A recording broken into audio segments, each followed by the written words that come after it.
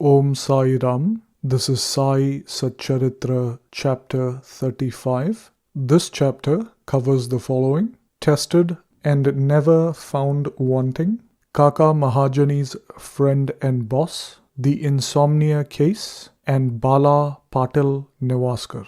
This chapter also continues the subject of the importance of Udi, and it also gives two cases in which Baba was tested and not found wanting. Preliminary: in spiritual matters or endeavors, sectarianism is the greatest bar to our progress. Those who believe that God is formless are heard saying that to believe that God has a form is an illusion and that saints are merely human. Then why should they bow before these saints and offer dakshina? Persons belonging to other sects will also raise objections and say, why should we bow and offer allegiance to other saints since we have our own Sadgurus? Similar objections regarding Sai Baba have been heard before and are heard even now. Some said that when they went to Shirdi, Baba asked for dakshina from them. Is it good that saints should collect money in this fashion? If they do so, where is their sainthood? They asked. But there are many instances where men went to Shirdi to scoff, but remained there to pray. Two such instances are given below. Kaka Mahajani's friend.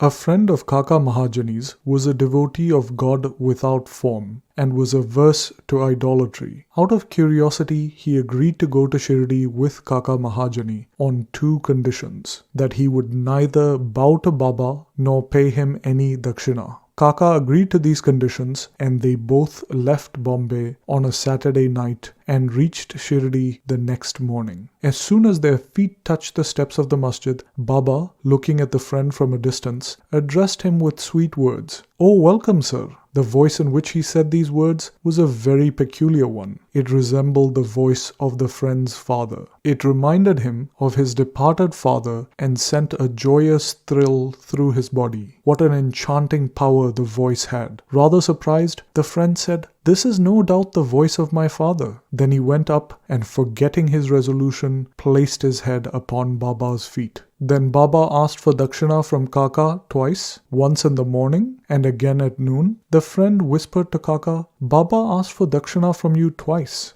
I am with you, yet why does he omit me?" "Why don't you ask Baba himself?" was Kaka's reply. Baba asked Kaka what his friend was whispering, and then the friend asked Baba himself whether he should pay any dakshina. Baba replied, "You had no mind to pay, so you were not asked. But if you want to pay now, you may." Then the friend paid 17 rupees as dakshina, the same amount that Kaka paid. Baba then addressed him with a few words of advice. "You do away with and destroy the wall, that is, the sense of difference, between us, so that we can see and meet each other face to face." Then Baba allowed them to depart. Though the weather was cloudy and threatening, Baba assured them of their safe journey and both of them reached Bombay safely. When he reached home and opened the doors and windows of his house, he found 2 sparrows had fallen dead on the floor and one flew out through a window. He thought that if he had left the windows open, 2 sparrows would have been saved, but thought about it again and realized that they had met their fate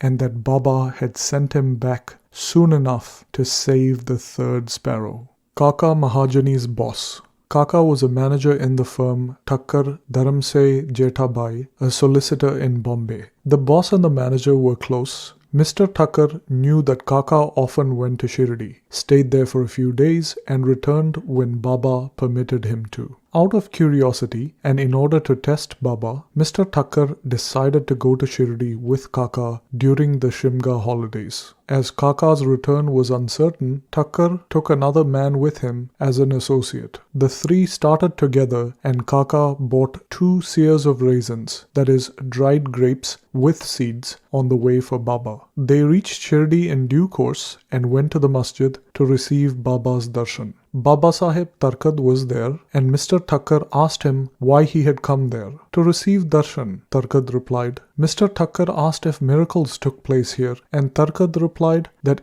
that is, to see miracles, was not his intention. He said that the earnest intentions of the Bhaktas were satisfied here. Then Kaka prostrated himself before Baba and offered the raisins to him. Baba ordered them to be distributed. Mr. Thakkar got a few of them. He did not like raisins and was advised by his doctor not to eat them without washing and cleaning them. So he was in a fix. He did not want to eat them, nor could he reject them. To keep up formalities, he put them into his mouth, but did not know what to do with the seeds. He could not spit them out onto the floor of the masjid, so he pocketed them against his wishes. He then thought that if Baba was a saint, how could he be ignorant of his dislike for raisins, and why would he force them on him? When this thought arose in his mind, Baba again gave him some more raisins. He did not want to eat them, but held on to them. Then Baba asked him to eat them. He obeyed and found, to his surprise, that they were all seedless. He wanted to see miracles, and here was one. He knew that Baba had read his thoughts, and as per his wishes, converted raisins with seeds into seedless ones. What wonderful power! To test Baba further, he asked Tarkad, who was sitting nearby and also had raisins, "What kind of grapes have you got?" Tarkad replied, "The variety with seeds." Mr. Thakkar was again surprised to hear this. Then, to confirm his growing faith, Thakkar thought that if Baba was a real saint, the raisins should now be given to Kaka first. Reading his thoughts again, Baba ordered that the distribution of raisins should be commenced from Kaka. This proof was sufficient for Thakkar. Then Shama introduced Mr. Thakkar as Kaka's boss, and upon which Baba said, "How could he be Kaka's boss? Kaka has got a different boss altogether." Kaka appreciated this reply. Forgetting his resolve, Thakkar bowed before Baba and returned to the Wada. After the noon Aarti was over, they all went to the masjid to take Baba's leave for their departure. Shama spoke for them, and Baba then spoke as follows. There was a fickle-minded gentleman. He had health and wealth and was free from both physical and mental afflictions. But he took on needless anxieties and burdens and wandered here and there, thus losing his peace of mind. Sometimes he dropped these burdens and at other times carried them again. His mind knew no steadiness. Seeing his state, I took pity on him and said, "Please keep your faith in any one place or point you like. Why roam like this? Stick quietly to one place." Thakkar at once recognized that this was an exact description of him. He wished that Kaka would also return with him, but no one expected that Kaka would be allowed to leave Shirdi so soon. Baba read this thought too and permitted Kaka to return with his boss. Thus, Thakkar got more proof of Baba's omniscience. Then Baba asked Kaka for 15 rupees as dakshina and received it. Baba then said to Kaka, "If I take 1 rupee as dakshina from anybody, I have to return it tenfold to him. I never take anything gratis. I never ask anyone indiscriminately. I only ask and take from him whom the fakir or God points out.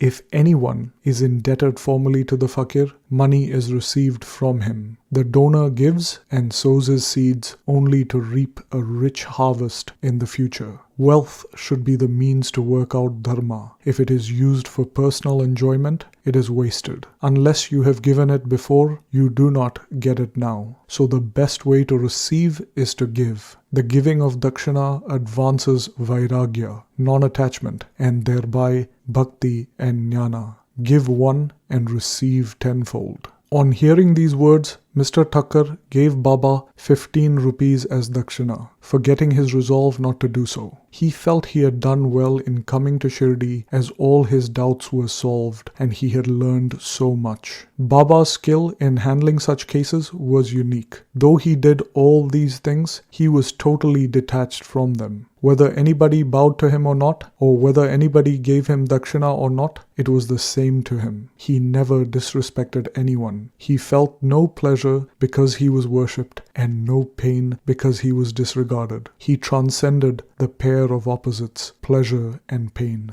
The insomnia case. A gentleman from Bandra had been suffering from insomnia for a long time. As soon as he fell asleep, his departed father appeared to him in his dreams and abused and scolded him severely. This broke his sleep and made him restless the whole night. This happened every night, and the man did not know what to do. One day, he consulted a devotee of Baba about this. The devotee recommended Udi as the only infallible remedy he knew. He gave him some Udi and asked him to apply a little of it to his forehead before going to bed and to keep a packet of Udi under his pillow. He tried this remedy and found, to his great surprise and joy, that he got sound sleep and that there was no disturbance of any kind. He continued the remedy and always remembered Sai Baba. Then he bought a picture of Sai Baba, which he hung on the wall near his pillow, and worshipped it daily. On Thursdays, he offered a garland and Naivedya. Then he got on well and forgot about all his troubles in the past. Balaji Patil Nevaskar. This man was a great devotee of Baba. He rendered excellent and selfless service to Baba. Every day he swept and cleaned all the passages and streets in Shirdi through which Baba passed on his daily routine. After Nevaskar passed away, this work was done equally well by a female devotee named Radha Krishnamai, and after her by a devotee named Abdullah. When Balaji harvested his corn every year, he brought the entire harvest and placed it before Baba. He then returned with what Baba gave him, and his family survived on that amount of corn. This course was followed by him for many years, and after him by his son. The power and efficacy of Udi. Once, on the day of Balaji's death anniversary, a certain number of guests were invited, and dinner was prepared for them. But at dinner time, it was found that thrice the number of people invited had turned up. Mrs. Nevaskar was in a fix. She thought that the food would not suffice for the people assembled, and that if it fell short, the honor of the family would be at stake. Her mother-in-law comforted her by saying, "Don't be afraid. It is not ours, but Sai's food. Cover every vessel with cloth. Put some Udi in each, and serve from them without removing their covers. Sai will save us from ignominy." She did as she was advised, and it was found, to their surprise and joy, that not only did food suffice, but plenty of it remained after serving. If one feels intently, one realizes accordingly, was proved in this case. Sai appearing as a serpent. One day, Raghu Patil of Shirdi went to visit Balaji Patil at Nevase. That evening, a serpent had entered the cowshed hissing. All the cattle were afraid and began to move around restlessly. The residents of the house were frightened too, but Balaji thought that it was Sai who had appeared in his house as a serpent. Not the least bit afraid, he brought a cup of milk, placed it before the serpent, and said, "Baba, why do you hiss and make noises? Do you want to frighten us? Take this cup of milk and drink it with a calm mind." Saying this, he fearlessly sat next to the serpent. The other members of the household were frightened and did not know what to do. A while later, the serpent disappeared, and nobody knew where it went. It was not found, though they all searched the cowshed for it. Balaji had 2 wives and children. They sometimes went to Shirdi from Nevase to receive Baba's darshana. Then Baba bought saris and other clothes, which were given to them with his blessings. Bow to Shri Sai, peace be to all. And this brings us to the end of Sai Satcharitra, chapter 35.